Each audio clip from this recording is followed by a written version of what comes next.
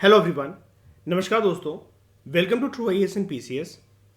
Previous lecture में दोस्तों हम लोगों ने फीमेल चाइल्ड लेबर के कॉन्सेप्ट को कॉम्प्रिहेंसिव तरीके से यहाँ पर समझ लिया था, और जो भी यहाँ पर हमें बता रखा था कि कितनी लड़कियाँ जो होती हैं वो घरों में काम करती हैं ऑन एन एवरेज, दिन में कितने घंटे वो देती हैं घरों के काम धंधों में और पूरे साल में। लेकिन उनका जो पे स्केल है वो सेपरेटली जीडीपी की कैलकुलेशन में नहीं आता है।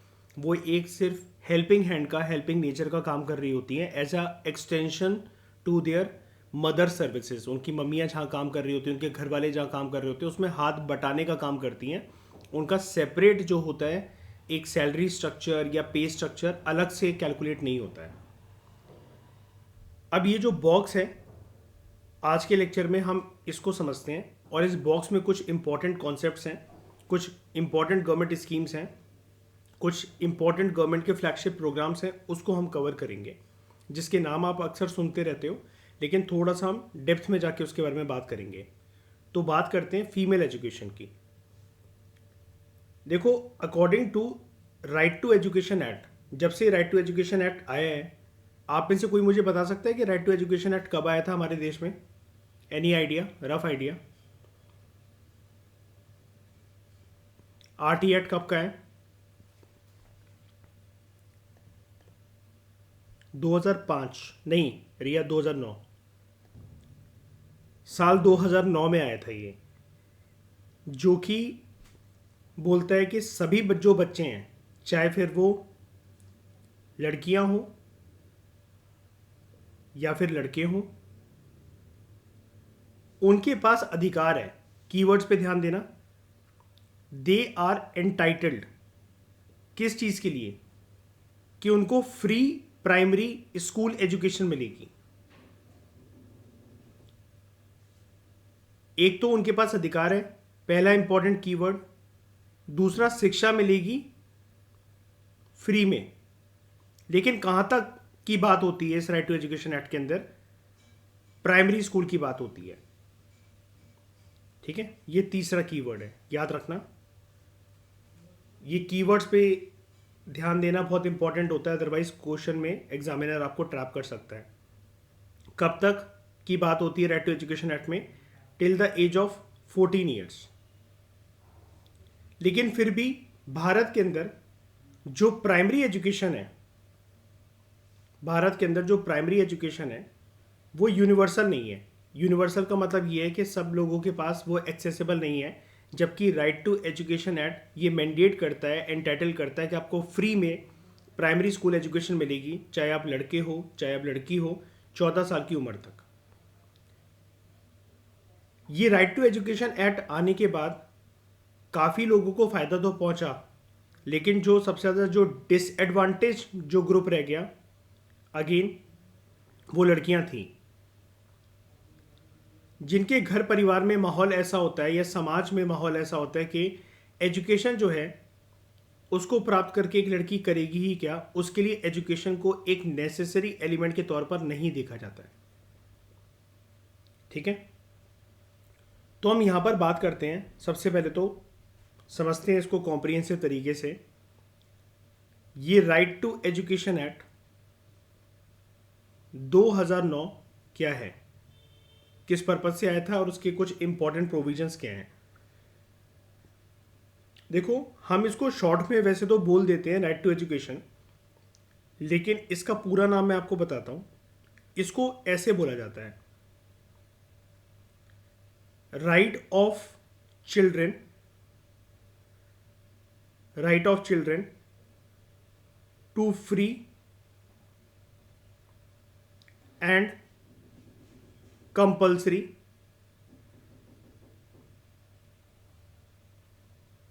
फ्री एंड कंपल्सरी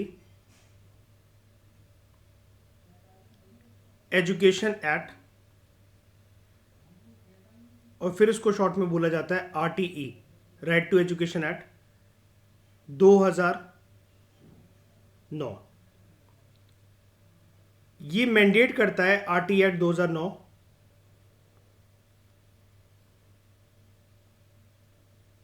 इसके अंदर कुछ इंपॉर्टेंट मतलब प्रोविजंस हैं जो कि मैंडेटरी हैं। कि जब ये इफेक्टिव होकर आया था, जब ये इफेक्ट में आया था, कब से आया था? 1 अप्रैल 2010 से, ठीक है। और एजुकेशन उस टाइम तक क्या बन चुका था? Right to education fundamental right, मौलिक अधिकार, under article 21A, under article 21 ए।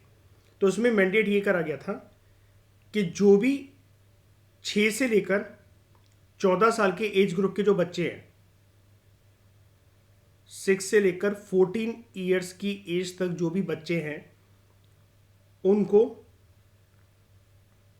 एक तो फ्री में एजुकेशन मिलेगी, पैसा नहीं लगेगा उनका, और क्वालिटी एजुकेशन मिलेगी। दिक्कत वाली बात ये थी कि इसमें सिर्फ बात करी गई थी एलिमेंट्री एजुकेशन की, एलिमेंट्री एजुकेशन की, जिसको आप प्राइमरी एजुकेशन भी बोलते हो। यहां पर क्लास 12 तक की बात नहीं करी गई थी, ठीक है। अब हम इसके कुछ इंपॉर्टेंट की एस्पेक्ट्स को समझते हैं। राइट टू एजुकेशन एक्ट के कुछ इंपॉर्टेंट की एस्पेक्ट्स और की प्रोविजंस को समझते हैं एक एक करके, यानी कि अगर इसके ऊपर कोई भी फिर क्वेश्चन आएगा प्रीलिम्स के अंदर तो आप उसको आराम से सॉल्व कर सकोगे। सबसे पहले तो देखो, ये राइट टू एजुकेशन एक्ट का आना बिल्कुल कोइंसाइड करता है जब से हमने राइट टू एजुकेशन को फंडामेंटल राइट बनाया। तो ये वाला एक्ट आता है तब जब हमारे यहाँ जो शिक्षा है, जो राइट टू एजुकेशन है, वो एक फंडामेंटल राइट बन गया था अंडर आर्टिकल, जैसा कि मैंने अभी आपको ऊपर बताया, 21A। अच्छा, आप में से मुझे कोई बता सकता है कि जैसे मैं बोल रहा हूँ कि right to education fundamental right बन गया था, मौलिक अधिकार बन गया था, तो उससे पहले क्या था? ये राइट टू एजुकेशन क्या था? किसका पार्ट था ये?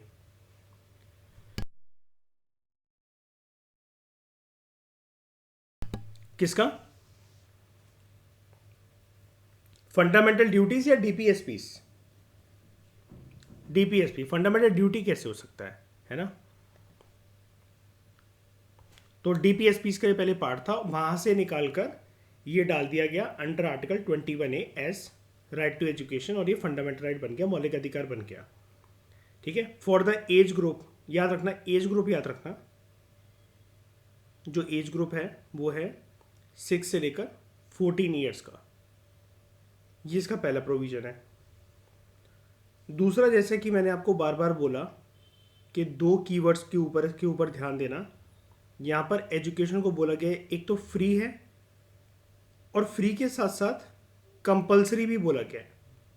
इसको काफ़ी बच्चे नहीं समझ पाते हैं कि फ्री एंड कंपलसरी का। देखो, फ्री का मतलब तो समझ में आ जाता है कि हाँ, जो स्कूल में हमें जो फीस वगैरह देनी पड़ती है हर महीने, वो नहीं देनी पड़ेगी, ठीक है। जिसको हम स्कूल की फ़ीस को हम कहते हैं जनरली, अगर आप अपनी स्कूल की रिसीट को देखोगे तो उसके अंदर लिखा रहता है ट्यूशन फ़ी। स्कूल की फ़ी को भी ट्यूशन फ़ी बोलते हैं। तो वो तो फ्री है, वो तो नहीं लगेगी। कंपलसरी का मतलब क्या है? कि मतलब जो भी 6 से लेकर 14 साल के बच्चे जो घूम रहे हैं, क्या उसको उठा उठा के सड़कों से किडनैप कर करके मतलब स्कूल में भर्ती करवाना ज़बरदस्ती? क्या है इसका मतलब? इन दोनों वर्ड्स को समझते हैं। सबसे पहले तो दोस्तों समझो आप इस वर्ड का मतलब क्या है, क्योंकि एग्जामिनर को ना यूपीएससी में आप प्रीलिम्स के क्वेश्चन को देखोगे, जब भी गवर्नमेंट स्कीम्स के या प्रोग्राम्स के बेसिस पर क्वेश्चन निकलते हैं, स्टेटमेंट्स ऐसी होती हैं कि एक कोई सिंसियर कैंडिडेट है ना, तो वो 4 स्टेटमेंट का अगर कोई क्वेश्चन आ रखा है तो उससे 2 तो सॉल्व हो जाती हैं। पहले पहले के ज़माने में 3 हो जाती थी। पहले का ज़माना मतलब जब 2015, 16, 17 के 18 तक के पेपर बनते थे तो एक में कन्फ्यूजन होती थी। अब कन्फ्यूजन होती है बच्चों को 2 स्टेटमेंट्स में, कि 2 उनसे सॉल्व हो जाते हैं अगर वो सिंसियर कैंडिडेट्स हैं, लेकिन 2 को एलिमिनेट करना उनके लिए मुश्किल हो जाता है। क्यों? इंटेंस डीप रिसर्च करते नहीं है फ्लैगशिप प्रोग्राम्स वगैरह के बारे में, जो कि इंपॉर्टेंट होता है। अब जैसे लोगों को ये लगता है कि आधार कार्ड के ऊपर तो क्वेश्चन आ ही नहीं सकता, पैन कार्ड के तो ऊपर क्वेश्चन आ ही नहीं सकता, मनरेगा के ऊपर तो क्वेश्चन आ ही नहीं सकता। देखो, 2-4 बार यूपीएससी अगर कोई क्वेश्चन पूछ लेता है, जैसे जीएसटी बहुत फेवरेट टॉपिक है यूपीएससी का अभी तक।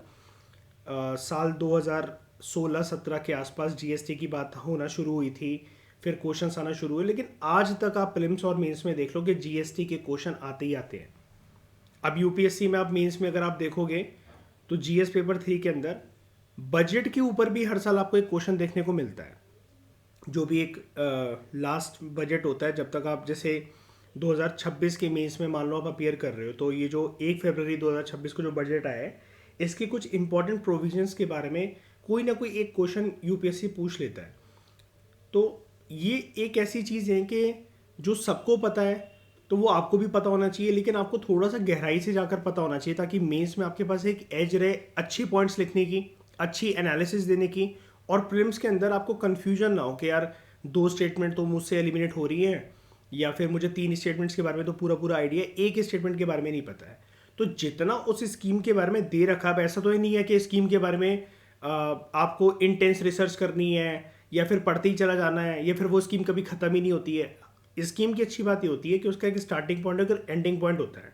जितनी बातें वहाँ पर करी गई हैं वही नॉलेज आपकी होती है, आपको खुद से दिमाग नहीं लगाना पड़ता, क्योंकि सरकार ने जो चीज़ें स्कीम में बोली ही नहीं है वो आप खुद से अज्यूम कैसे कर लोगे।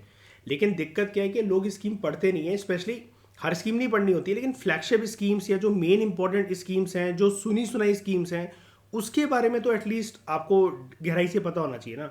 अब right to education act free and compulsory education को एक तरीके से इंप्लीमेंट करवाता है 6 से लेकर 14 ईयर्स के एज के बच्चों में, and it talks about free primary education या एलिमेंट्री लेवल की एजुकेशन के ऊपर ये बात करता है। तो सिर्फ इतना जानकर आप क्या करोगे? अब यूपीएससी कोई ऐसा क्वेश्चन तो बनाने नहीं वाला, तो हमें डेप्थ में जाकर कभी कभार थोड़ा सा चीज़ों को समझना पड़ता है कि एटलीस्ट सरकार ने उस स्कीम के अंदर बोल क्या क्या रखा है, क्या क्या इंपॉर्टेंट प्रोविजंस हैं।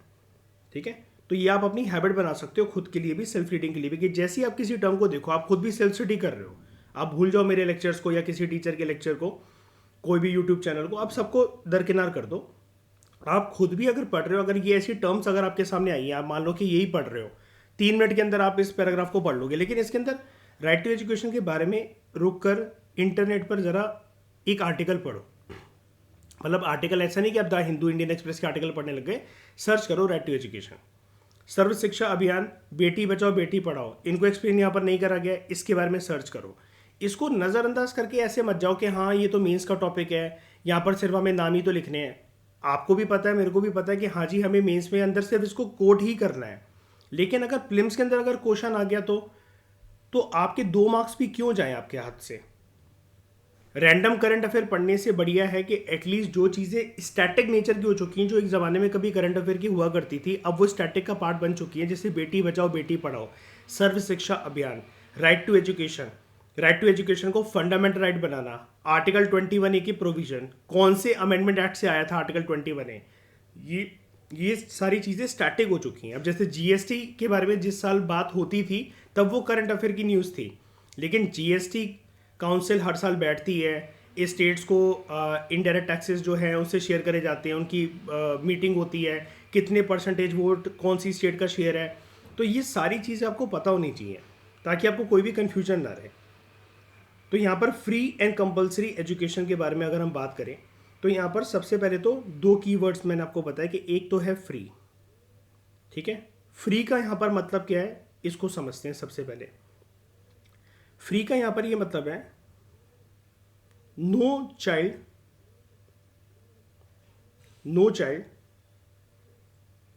शुड पे फीस, किसी को भी फीस नहीं देनी पड़ेगी अपनी एलिमेंट्री एजुकेशन को कंप्लीट करने के लिए। टू कंप्लीट हिज और हर एलिमेंट्री एजुकेशन।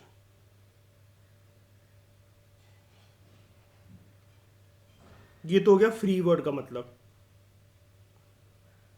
दूसरा यहां पर इंपॉर्टेंट कीवर्ड है, दैट इज कंपल्सरी।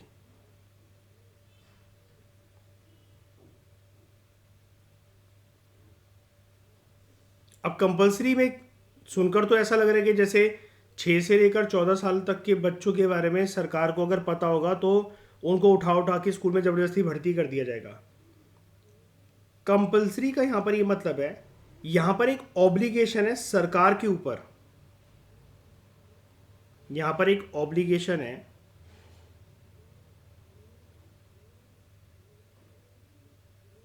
गवर्नमेंट के ऊपर, सरकार के ऊपर एक ऑब्लिगेशन है कि सरकार ये इंश्योर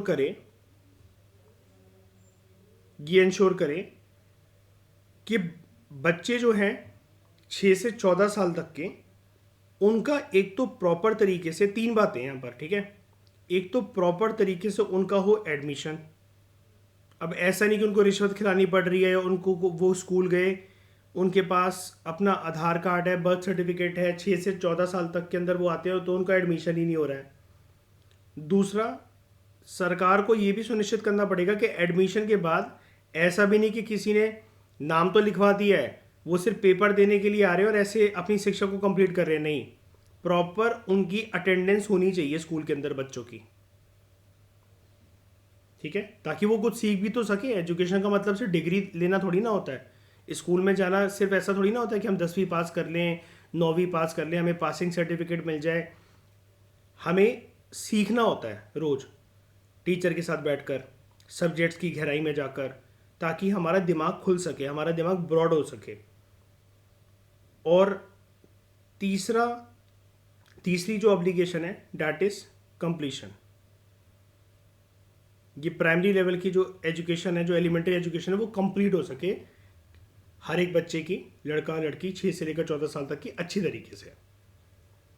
कंप्लीट का मतलब यहाँ पर देखो, एडमिशन का मतलब है कि एडमिशन मिलना, अटेंडेंस का मतलब है रोज़ स्कूल जाना। अब वो अटेंडेंस में आप जानते हो कि जैसे स्कूलों में होता है 75% जो है होती है वो लड़कों के लिए होती है, लड़कियों के लिए 70% होती है। किसी किसी स्कूलों में 75% लड़कों के लिए भी होती है, लड़कियों के लिए भी होती है। बहुत सारे स्कूलों के अंदर स्ट्रिक्ट नियम होते हैं, तो वो स्कूल टू स्कूल डिपेंड करता है कि जहाँ पर वो 85% भी रख देते हैं लड़के लड़कियों की अटेंडेंस। लड़कियों की लेकिन जनरली ना अटेंडेंस 5 से 10% कम ही होनी चाहिए। आप मुझे बताओ मैं ऐसा क्यों कह रहा हूँ कि लड़कियों की अटेंडेंस 5 से 10% कम होनी चाहिए as compare to boys? Menstrual cycle की वजह से, यस, इसलिए क्योंकि कभी कभार बच्चियों को, लड़कियों को उस टाइम पर असहनीय दर्द होता है, तो और वो बहुत नेचुरल है ना। वो चीज़ बॉयज़ को नहीं होती है। बॉयज़ ये नहीं कह सकते हमें सर्दी जुकाम था, हमें भी तो दिक्कत हो जाती है, हम भी तो सीढ़ी से गिर जाते हैं, या क्रिकेट खेलने गए थे शाम को बैट बॉल लग जाती है हमारे। वो एक बिल्कुल डिफरेंट इशू है। यहाँ पर बात होती है एक प्रॉपर कुदरती रूप से बायोलॉजिकल इशू की। तो उनकी अटेंडेंस हमेशा लड़कियों की 5 से 10% हमेशा कम होनी चाहिए, ठीक है। तो ये हो गया कंपलसरी के बारे में। तो अभी तक हमने 2 प्रोविजंस पढ़े। एक तो फंडामेंटल राइट टू एजुकेशन जब से बना है तब से उसके बारे में बात होने लगी है, और दूसरा हमने की प्रोविजन यहाँ पर पढ़ा फ्री एंड कंपलसरी एजुकेशन का, ठीक है। तीसरी चीज़, अब देखो ये वाली चीज़ें बच्चे ना कम जानते हैं, राइट टू एजुकेशन वगैरह को पढ़ तो लेते हैं। यहाँ पर बात करी गई है 25% रिजर्वेशन की। अब ये 25% रिजर्वेशन क्या है? रिजर्वेशन वर्ड को सुनते ही लोगों के दिमाग में आता है ST SC OBC। ये वो रिजर्वेशन नहीं है। देखो, सरकारी स्कूलों के अंदर जैसे जो नवोदय विद्यालय, सर्वोदय विद्यालय, केंद्र विद्यालय, ये जो गवर्नमेंट एडेड इंस्टीट्यूशंस होते हैं, यहाँ पर तो फ्री एंड कंपलसरी एजुकेशन को अच्छे से इंप्लीमेंट करा जाएगा, ठीक है। लेकिन बहुत सारे बच्चों के घर के आसपास प्राइवेट स्कूल ही हो सकता है कि अवेलेबल हो। वैसे केंद्र विद्यालय तो देखो हर एक जगह पर, सर्वोदय विद्यालय, नवोदय विद्यालय, बाल विद्यालय, ये इस तरह के जो विद्यालयों के जो नाम होते हैं, ऐसे सरकारी स्कूल हर जगह पर अवेलेबल होते हैं वैसे देश में। अब मैं ये भी नहीं कह सकता कि हर गली मोहल्ले में, हर डिस्ट्रिक्ट में ही होते हैं, लेकिन मोस्ट ऑफ द जगह पर होते हैं। अब लेकिन व्हाट अबाउट प्राइवेट स्कूल? के प्राइवेट स्कूल के अंदर भी ये राइट टू एजुकेशन को, फ्री एंड कंपलसरी एजुकेशन को इम्प्लीमेंट करा जाएगा क्या? प्राइवेट स्कूल जो है 6 से 14 साल के बच्चों को दाखिला देंगे तो क्या उनको एडमिशन देने से पहले क्या वो उनका इंटरव्यू लेंगे? क्या वो कोई डोनेशन तो नहीं मांगेंगे? और डोनेशन अगर एक बार मांग भी ली तो क्या उनसे जब तक वो अपनी एजुकेशन कंप्लीट कर रहे हैं कि हर महीने फीस ली जाएगी या उनकी फीस माफ़ होगी। तो ये बहुत सारे सवाल उठते हैं। तो इसके लिए सरकार ने राइट टू एजुकेशन एक्ट 2009 में ये बोला था देयर शुड बी 25% रिजर्वेशन। और ये वाली बात कहाँ पर करी गई है, किसके लिए करी गई है? ये करी गई है प्राइवेट अनएडेड स्कूलों के लिए। प्राइवेट स्कूल जो कि अनएडेड है, अनएडेड मतलब गवर्नमेंट किसी भी प्रकार की फंडिंग नहीं दे रही है ऐसे स्कूलों को, उसको हम प्राइवेट अनएडेड स्कूल्स कहते हैं। ठीक है, वहां पर 25% जो सीटें हैं वो सरकार बोलती है कि हर प्राइवेट स्कूल, हर प्राइवेट अनएडेड स्कूल को रिजर्व करनी पड़ेगी। दो प्रकार के वर्गों के लिए, एक आपका ईडब्ल्यूएस इकोनॉमिकली वीकर सेक्शंस, और दूसरे कुछ डिसएडवांटेज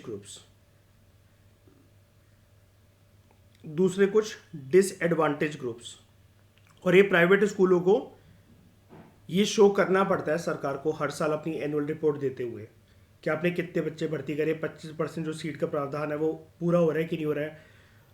अच्छा, मुझे एक बात बताओ, ये ईडब्ल्यूएस ऐसा मत समझना कि यहाँ पर ईडब्ल्यूएस का जो आजकल सर्टिफिकेट बनने लगा है या जो रिजर्वेशन मिलती है वो नहीं। ईडब्ल्यूएस एक ऐसी टर्म होती है, अब तो सर्टिफिकेट इसके बनने लगे हैं, तब लोगों को पता लगने लगा है कि ये ईडब्ल्यूएस के सर्टिफिकेट बनते हैं जिससे आप जो है फ़ायदा उठा सकते हो ये स्टेट पीएससी यूपीएससी में अप्लाई करके।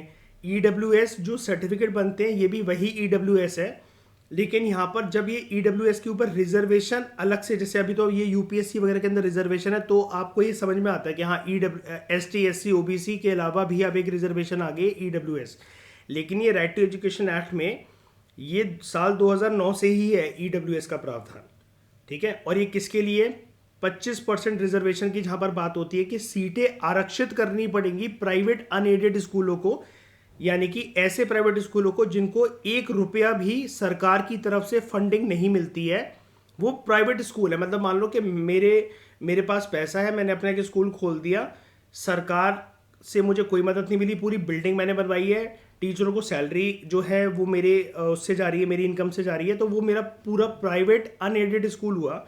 वहाँ पर राइट टू एजुकेशन एक्ट 2009 के तहत मुझे 25% सीटें आरक्षित करनी पड़ेंगी इकोनॉमिकली वीकर सेक्शंस के लिए और कुछ डिसएडवांटेज ग्रुप्स के लिए। डिसएडवांटेज ग्रुप्स मतलब एक ऐसी जनरल टर्म होती है जहाँ पर कोई लोग जो हैं, जैसे मतलब आप ये डिसएडवांटेज ग्रुप जो है ना, इसका कोई एक पर्टिकुलर मीनिंग नहीं होता, मतलब वो लोग जो पीड़ित हैं या फिर जिनके कोई एक माँ बाप नहीं है, या फिर वो बच्चे जो हैं वो असहाय हैं, या फिर वो एजुकेशन को प्राप्त करना चाहते हैं लेकिन कोई उनकी फीस भरने वाला नहीं है, कुछ भी नहीं है। तो ऐसे बच्चे जो कि 6 से लेकर 14 साल के एज ग्रुप के अंदर आते हैं, जिनकी मान लो कि मम्मी जो है किसी की आई है और वो विधवा है और घर में पैसा नहीं है, या कोई एक अनाथ है, कुछ भी हो सकता है डिसएडवांटेज ग्रुप के अंदर, यानी कि बेसिकली वो फीस वगैरह अपनी नहीं भर सकते हैं ना।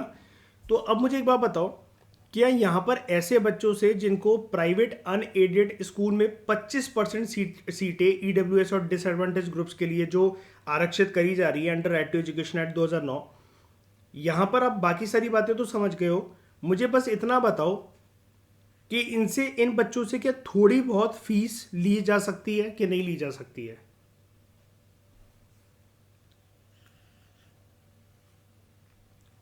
मैं प्राइवेट अनएडेड स्कूल की बात कर रहा हूं,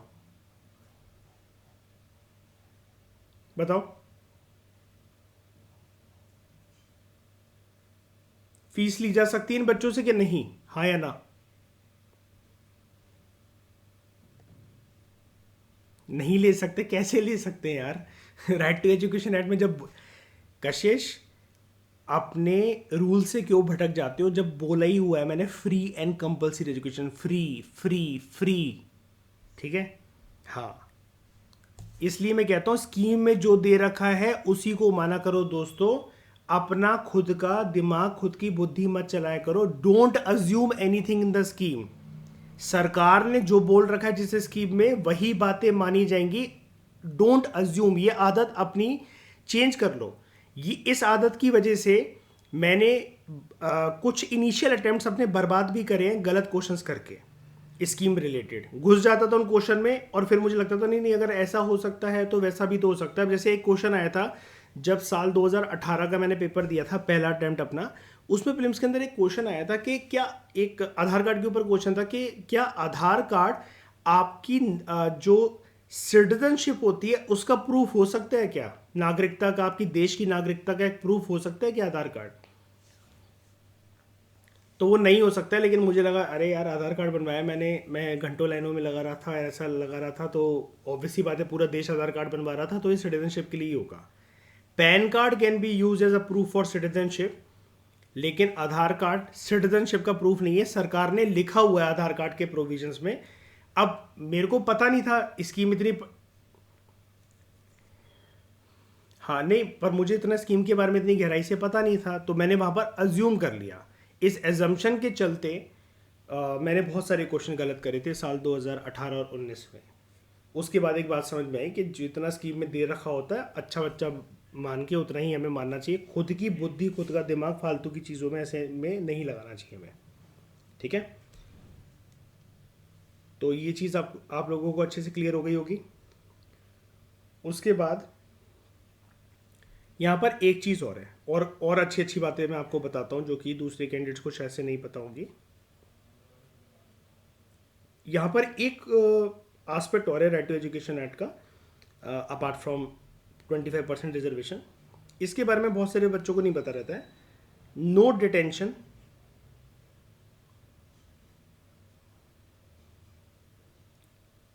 या फिर नो एग्जाम। ठीक है, यहां पर एक चीज ये भी बोल रखी है, जैसे सरकार को ये फील हुआ था कि अब जैसे प्राइवेट स्कूल है, ठीक है, अब प्राइवेट स्कूलों में क्या होता है कि प्राइवेट स्कूलों को ये लगता है 75% बच्चे जो हैं वो इतनी इतनी ज़्यादा हमें फीस दे रहे हैं, है ना, फिर हम उनसे स्मार्ट बोर्ड क्लासेस के जो पैसे हैं, अखबारों के पैसे, बहुत सारी चीज़ों में हम बच्चों को बांध लेते हैं और अच्छा खासा पैसा निकल जाता है। क्योंकि प्राइवेट स्कूल ना, देखो स्कूल है तो सुनकर लगता है कि शिक्षा दे रहा होगा, प्राइवेट स्कूल है, सरकारी स्कूलों में तो पहली बात है पढ़ाई नहीं होती है अच्छी, और प्राइवेट स्कूलों में क्या होता है कि आपको लगता है कि शायद से हम इंग्लिश सीखेंगे बहुत अच्छी, ज़माने के साथ कदम मिलाना सीखेंगे, you know, we will be very posh in nature, हमारा जो एक्सेंट है वो बहुत प्यारा होगा। ये सोच, इस सोच के साथ जो माँ बाप अफोर्ड कर पाते हैं अपने बच्चों के लिए शिक्षा, तो वो उनको प्राइवेट स्कूल में दाखिला उनका करवा देते हैं। अब प्राइवेट स्कूल के ऊपर डंडा क्या है, 75% बच्चों से तो फीस आ रही है अच्छी, भरकर लूट रहे हैं उनको, लेकिन 25% बच्चे जो हैं ये फीस देंगे नहीं, क्योंकि राइट टू एजुकेशन एक्ट 2009 का जो डंडा है वो उनके ऊपर चलेगा, it is free and compulsory education. तो सरकार को, जब सरकार इसको मतलब पार्लियामेंट वगैरह के अंदर ये जब बिल आ रहा था, सरकार इसके प्रोविजंस वगैरह डिसाइड कर रही थी, तो सरकार की मीटिंग में एक बात ये भी उठी थी कि ऐसा भी तो हो सकता है कि प्राइवेट स्कूल जो है वो फिर पेपर ऐसा बना दें इन बच्चों के लिए, मतलब अब अलग से तो पेपर नहीं होगा इन बच्चों का जिनको रिजर्वेशन दी गई है, मतलब 25% सीट जिनके लिए आरक्षित करी गई है ईडब्ल्यूएस और डिसएडवांटेज ग्रुप्स के लिए, जिनसे फीस ही नहीं ली जाएगी, तो ये बच्चे फेल कर जाएंगे, और फेल करने के बाद स्कूल इनको निकाल देगा, तो वो सीट खाली हो जाएगी, फिर वहाँ पर किसी एक ऐसे बच्चे को ले लिया जाएगा जो कि फीस भरेगा हर साल 5,000 रुपये, 7,000 रुपये, जितना मतलब जितना रईसों का वो स्कूल है उतनी ज़्यादा वहाँ पर उसकी फ़ीस होगी। तो ताकि स्कूल ऐसा कर ना सके, तो सरकार ने, इस एक्ट ने पहले ही हाथ बांध दिए थे, ठीक है, स्कूलों के पहले ही हाथ बांध दिए थे जंजीरों से, ये वाला प्रोविजन लेकर आकर, नो डिटेंशन और एग्ज़ाम। इसमें ये बोला गया था नो स्टूडेंट, ध्यान से समझना, no student can be held back, उसको रोका नहीं जा सकता किसी एक मतलब भले ही वो फेल कर जाए कोई बात नहीं, 0 मार्क्स आ रहे हैं उसके कोई दिक्कत नहीं है, स्कूल उसे एक क्लास के अंदर रोक नहीं सकता और एक्सपेल नहीं कर सकता अनटिल until the completion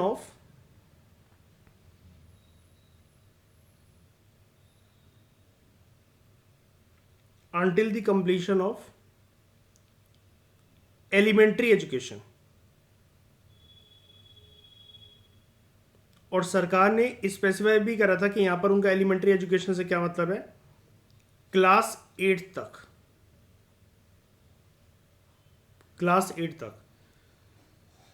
तो प्राइवेट स्कूलों ने बोला कि सर जी हम तो अपने स्कूल में तो छठी सातवीं आठवीं में पांचवीं क्लास तक के बच्चों को तो नहीं रोकते हम लोग, चाहे भले उनके 0 मार्क्स आ रहे हैं, लेकिन हमारे स्कूल में तो प्रावधान है कि हम जो बच्चा जैसे 6 क्लास 7 क्लास या 8 क्लास में कंपार्टमेंट ले आया, तो हमारे स्कूल की तो पॉलिसी है हम तो उसका कंपार्टमेंट का पेपर या फिर सेम क्लास के अंदर हम रोक भी सकते हैं, वो फेल हो सकता है बच्चा छठी क्लास सातवीं क्लास या आठवीं क्लास के अंदर।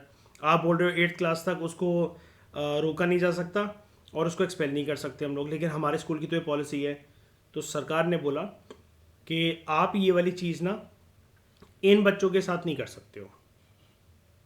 अगर आपको लगता है कि आपकी वो policy, then change your policy for your school students also, जो कि आपको फीस दे रहे हैं। तो इसलिए आप देखोगे कि देश में ना कुछ सालों से एक जनरल टेंडेंसी आपको देखेगी, आप किसी की भी, आप कहीं के भी एरिया के हो, जैसे मैं दिल्ली का हूँ, रिया कानपुर की है, शिवानी कशिश आगरा की है, तो आप अपने यहाँ पर देखोगे छोटे अपने भाई बहनों को, रिश्तेदारों को, रिश्तेदार के बच्चों को, कि वहाँ पर 8th क्लास तक जनरली फेल नहीं करते हैं स्कूल वाले, है ना, कैसे ना कैसे करके मतलब उनको पास कर देते हैं। जो कर भी रहे हैं तो वो इनके ऊपर प्रावधान लागू नहीं होता है, क्योंकि ये मतलब प्राइवेट स्कूल तो चाहेंगे ही ना कि एक्सपेल हो जाए, है ना, ताकि इनकी सीट खाली हो जाए और हमारे पास एक रीज़न भी हो जाए कि हमने इस बच्चे को निकाला, फिर ऐसा बच्चा हम भर्ती कर लें स्कूल के अंदर कि जो हमें फीस दे सके। ये तो क्योंकि फीस दे नहीं रहे, ठीक है। अब यहां पर स्कूल में तो बच्चों का दाखिला हो गया, लेकिन सारे प्राइवेट स्कूलों में या सारे सरकारी स्कूलों में अच्छे प्रोविजंस भी तो नहीं होते विद रिस्पेक्ट टू इंफ्रास्ट्रक्चर, या वाटर कूलर वहाँ पर लगाओ, पानी पीने की सुविधा हो, मेल और फीमेल्स के जो वॉशरूम है वो अलग अलग हो। तो यहाँ पर राइट टू एजुकेशन एक्ट 2009 के अंदर स्कूल स्टैंडर्ड्स की भी बात करी गई थी। This act also talked about school standards. इस एक्ट ने यह भी मैंडेटरी करा था कि there should be specific norms, कुछ स्पेसिफिक रूल्स एंड रेगुलेशंस होनी चाहिए। There should be specific norms for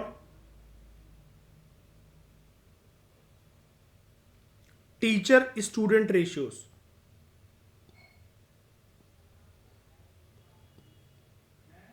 teacher student का जो रेशियो है वो प्रॉपर होना चाहिए। उसके बाद with respect to infrastructure, with respect to infrastructure proper प्रावधान होने चाहिए। क्लासरूम, जो क्लासरूम्स हैं वो प्रॉपर हो, सही हो, मतलब टेबल वगैरह टूटे ना। और अब तो स्मार्ट बोर्ड वगैरह की भी फैसिलिटीज आ चुकी हैं सरकारी स्कूलों में भी। जो टॉयलेट्स हैं वो नीट एंड क्लीन हो और सेपरेट टॉयलेट्स हो गर्ल्स और बॉयज़ के लिए। और ड्रिंकिंग वाटर का प्रावधान हो, पीने का पानी जो है, जो ड्रिंकिंग वाटर है उसका प्रावधान भी होना चाहिए। और यहाँ पर ऐसा भी नहीं कि टीचर जो है वो आ रहे हैं अपना फ़ोन वोन चलाकर 1 घंटे के अंदर निकल गए। तो एक प्रावधान ये भी था विद रिस्पेक्ट टू कि टीचर के जो वर्किंग आवर्स हैं, टीचर की टीचिंग के जो वर्किंग आवर्स हैं उसको भी स्कूल टू स्कूल फिक्स करा जाए, ठीक है।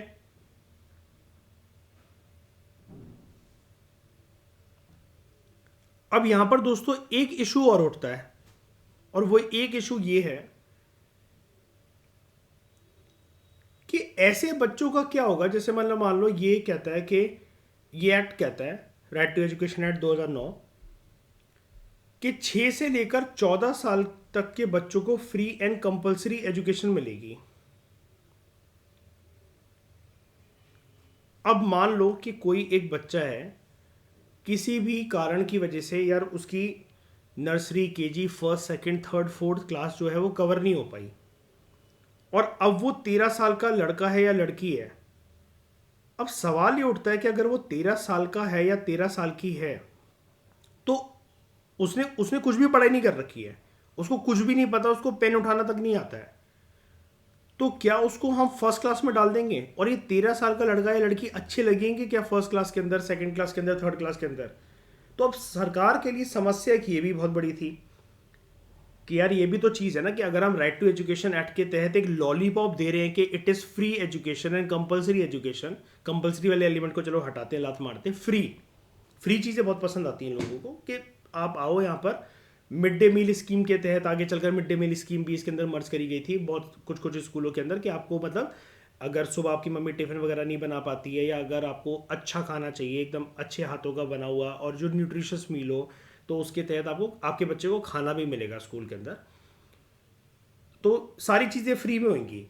लेकिन अब दुविधा ये उठती है कि कोई भी माँ बाप यार ये कैसे देख सकते हैं, बच्चे को भी तो शर्म आएगी, क्योंकि यार बच्चा फिर उसके बाद घर से मतलब स्कूल से निकलने के बाद अपने गली मोहल्ले में जो होगा, तो वो दोस्तों को क्या अपने ये बताएगा? 13 साल का बच्चा, 14 साल का बच्चा, लड़का लड़की, उनके अंदर बुद्धि होती है, तो जस्ट फ्री कोई चीज़ मिल रही है तो ऐसा तो नहीं है कि वो अपने दोस्तों से जाकर फिर शाम को गली मोहल्ले के अंदर ये कहा करेंगे कि भाई मेरा एडमिशन हो गया है और कोई फीस वीस मुझसे नहीं ली जा रही है, फाइनली मैं स्कूल में भर्ती हो गया है, भर्ती होगी, लेकिन मैं पहली कक्षा के अंदर पढ़ रहा हूँ या पढ़ रही हूँ। तो ये तो एक शर्मा शर्मी के अंदर लोग हो सकता है कि स्कूल को ज्वाइन ना करें फिर। तो अब क्या करा जाएगा? सरकार के सामने ये दुविधा थी। तो इसके लिए सरकार ने इसके अंदर एक प्रावधान निकाला, एक प्रोविजन निकाला, जिसको कहा जाता है स्पेशल ट्रेनिंग।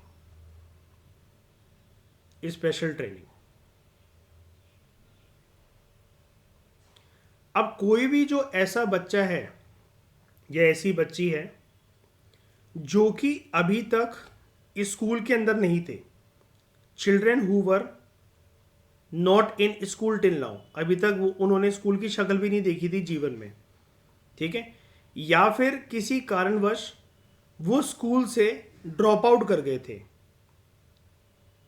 कि माँ बाप अभी तक गांव में रहते थे, फिर वो शहर की तरफ चले गए थे, और शहर में रहते थे तो दोबारा गांव की तरफ चले गए, या फिर आ, किसी की फैमिली ने अपनी लड़कियों को स्कूल से बाहर निकलवा दिया और ये बोला कि घर के काम काज करो, वो करो। लेकिन सरकार का जब ये एक्ट आया और सरकार ने जब ये इनकरेजमेंट दिखाई और जब ये जागरूकता फैलाई कि कोई फीस नहीं ली जा रही है आपसे, ज़माने के साथ कदम बढ़ाने के लिए, मिलाने के लिए, आपके बच्चे को एक शिक्षित बच्चे के तौर पर हम एक आइडेंटिटी देंगे, पढ़ने दो उसको, अगर वो अच्छा पढ़ लिख जाएगा, अगर वो अच्छी पढ़ लिख जाएगी, तो आपका आगे चलकर फ्यूचर में एक इनकम सपोर्ट अच्छा रहेगा, सोचने समझने की शक्ति बढ़ेगी, बुद्धि बढ़ेगी उनके अंदर। तो जनरली थोड़ी बहुत भी अगर कोई बुद्धि होती है किसी के घर परिवार के अंदर, उस घर परिवार के लोग जो है वो अगर गोबर ना खाकर अगर रोटी खा रहे हैं, तो एजुकेशन के लिए कोई भी मना करता नहीं है जनरली। कुछ होते हैं सन की, मतलब अगर आप 1 लाख परिवार को देखो तो 5-6 परिवार आपको ऐसे सन की भी मिलेंगे जो कहेंगे कि नहीं नहीं, चाहे लड़का हो चाहे लड़की हो, हम नहीं पढ़वाना चाहते अपने बेटे या बेटी को। उनको मतलब सन की मैं इसलिए कह रहा हूँ, तो हो सकता है उनको गरीबी बहुत पसंद आती है, उनका लाइफ में जो फेवरेट एलिमेंट है वो ये है कि हमें दुख, दर्द, पीड़ा और गरीबी चाहिए। तो ऐसे सन की परिवार को छोड़कर अगर हल्का फुल्का कोई आपको ये बोल रहा है कि यार हम फ्री में आपके बच्चे को एजुकेशन दे रहे हैं, ज़माने के साथ वो कदम मिलाना सीखेगा सीखेगी, तो जनरली पेरेंट्स कन्विंस हो जाते हैं, फैमिली कन्विंस हो जाती है। लेकिन अब सवाल जब ये उठता है कि अगर वो उसकी एज ग्रुप ऐसी है कि वो बच्चा जो है अभी तक वो स्कूल गया ही नहीं था और वो 12 साल का, 10 साल का, 11 साल का, 13 साल का, 14 साल का हो चुका है, हो चुकी है, या फिर वो ड्रॉप आउट कर गए थे कि तीसरी तक पढ़े हैं, वो थर्ड क्लास तक वो पढ़े हैं, और उसके बाद अब वैसे तो उनको 7th क्लास में होना चाहिए, लेकिन ये 3 साल का बीच में गैप आ गया, तो अब करेंगे क्या? तो सरकार ये बोलती है कि children who were not in school, या कभी वो स्कूल गए नहीं है या जो ड्रॉप आउट हो चुके थे, तो अगर हमें उनको एज अप्रोप्रिएट क्लास के अंदर डालना है, एज अप्रोप्रिएट मतलब जैसे उनकी जो एज है उसके हिसाब से अभी वो जिस क्लास में होने चाहिए थे, तो एज अप्रोप्रिएट क्लासेस के अंदर अगर हमें उनको दाखिल करना है, अगर हमें उनको भर्ती करना है, तो यहाँ पर ये बोला गया था कि उनको फिर उन बच्चों को मिलेगी स्पेशल ट्रेनिंग। स्पेशल ट्रेनिंग मिलेगी उन बच्चों को। पहले मतलब कुछ टाइम तक, कुछ महीनों तक उनको वो चीज़ें सिखाई जाएंगी। अब जैसे कोई बच्चा कभी स्कूल गए नहीं, जैसा कि मैंने आपको अभी बोला कि वो कॉप मतलब वो जानता ही नहीं है कि सीधी लकीर भी कैसे खींचें, ABCD कैसे लिखें, लेकिन उसको होना चाहिए था मान लो कि 6th क्लास के अंदर या 7th क्लास के अंदर। तब तक तो बच्चे बहुत कुछ सीख जाते हैं। तो आप 6 या 7th क्लास के बच्चे से तो ये अपेक्षा नहीं कर सकते कि उसको ABCD लिखना भी नहीं आती होगी, क ख ग नहीं आता होगा, या कोई पोयम नहीं आती होगी, या सेंटेंस जो है वो लिखना नहीं आते होंगे। लेकिन उनको पहले प्रॉपर स्पेशल ट्रेनिंग भी दी जाए, और ऐसा भी करा जा सकता है कि साथ साथ उनका जैसे स्कूल क्लास मतलब जो एज अप्रोप्रिएट क्लासेस है उसमें दाखिला करवा दो, लेकिन उसके बाद उनको ये बोला जा सकता है स्कूल के द्वारा कि आपकी स्पेशल ट्रेनिंग क्लासेस भी चलेंगी, जिसके लिए हो सकता है कि आपको एक्स्ट्रा टाइम देना पड़े, या फिर आप जो है जो अपनी क्लासेस हैं जिसमें आप बैठ रहे हो अपने टीचर के साथ, बाकी स्टूडेंट्स के साथ, तो वहाँ पर आप थोड़ा सा डम या थोड़ा सा नम फील ना करो, आपको पिछड़ा पिछड़ा सा फील ना हो, आपको अपनी बेइज्जती फील ना हो। तो आप पहले ट्रेनिंग कर लो, और वो ट्रेनिंग जल्दी कंप्लीट कर लो। जैसे ये लेटर्स को सीखना, अगर कोई बच्चा या कोई बच्ची 11 साल 12 साल के हो चुके हैं तो सीखने में ज़्यादा टाइम नहीं लगेगा, क्योंकि छोटे बच्चों के ऊपर क ख ग ABCD जब उनको सिखा रहे हो तो काफ़ी मेहनत करनी पड़ती है। लेकिन जैसे उम्र बड़ी होती है, दिमाग बड़ा होता है, तो चीज़ों में हम थोड़ा सा कैची भी हो जाते हैं, जल्दी भी कैच कर लेते हैं। तो स्पेशल ट्रेनिंग का एक प्रावधान जो है ये भी डाला गया था राइट टू एजुकेशन एक्ट 2009 के अंदर। ठीक है। फिर इसमें एक प्रावधान ही आता है, मैंने आपको फ्री की बात तो बता दी कि फ्री एजुकेशन प्रोवाइड करेगी सरकार, तो एक हेडिंग इसके अंदर ये भी आती है जिसको बोला जाता है नो कैपिटेशन फीस।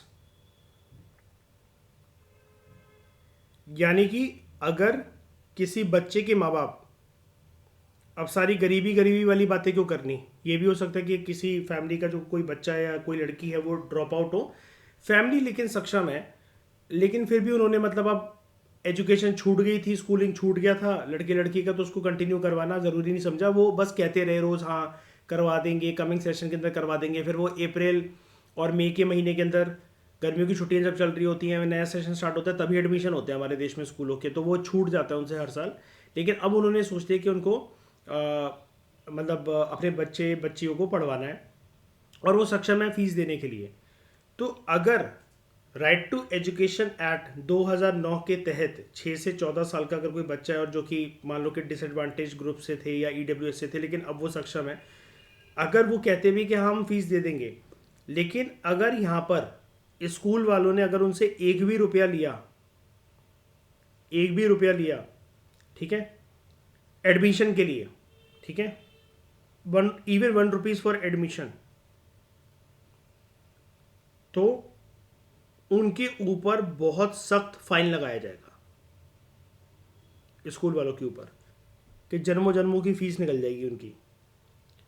दूसरा ये भी है कि बहुत सारे डिसएडवांटेज या EWS के जो फैमिलीज अगर हैं, तो अब स्कूल वगैरह कभी गए नहीं, बच्चे ड्रॉप आउट कर गए थे, या गरीब परिवार के बच्चे हैं, माँ बाप जो हैं वो मतलब घरों में बर्तन मांजते हैं, रिक्शा चलाते हैं, ऐसे परिवार के अगर कोई बच्चे हैं, तो स्कूल वाले उनको उनका कॉन्फिडेंस लूज़ करने के लिए ये भी कर सकते हैं। अब जैसे सरकारी स्कूलों में तो चलो दाखिला हो जाएगा, सरकारी स्कूल बने ही हैं इस चीज़ को इम्प्लीमेंट करने के लिए, राइट टू एजुकेशन एक्ट को, लेकिन अगर जैसे प्राइवेट स्कूल है 25% रिजर्वेशन का जहाँ पे प्रावधान है, तो वो माँ बाप ताकि डिस्करेज हो या बच्चा डिस्करेज हो, तो वो ये भी तो कर सकते हैं कि इंटरव्यू भी उनका ले सकते हैं, कि हम इंटरव्यू लेने के बाद जो है उनको दाखिला देंगे। पहली बात तो दाखिला तो देखो देना ही पड़ेगा 25%, क्योंकि सीट आरक्षित है, लेकिन किसी किसी को वो ये भी बोल सकते हैं कि आपको एक इंटरव्यू के नॉर्मल प्रोसीजर से गुजरना पड़ेगा, दाखिला हो जाएगा आराम से, उसमें कोई दिक्कत नहीं है। अब ये जो दाखिला करवाने के लिए, एडमिशन करवाने के लिए जो इंटरव्यू है, तो वो इंटरव्यू हो सकता है कि स्कूल वाले या तो वो बच्चों से लें। अब बच्चों का कॉन्फिडेंस इतना लूज हो जाए कि यार मुझे तो कुछ आता ही नहीं है, ठीक है, मैं कैसे एडजस्ट करूँगा। अब टीचर्स वहाँ पर ऐसे सवाल करने लगे पेरेंट्स से कि आपका बच्चा कर लेगा, 11 साल का हो गया आपका बच्चा, 13 साल की हो गई आपकी लड़की, इसको तो कुछ भी नहीं आता।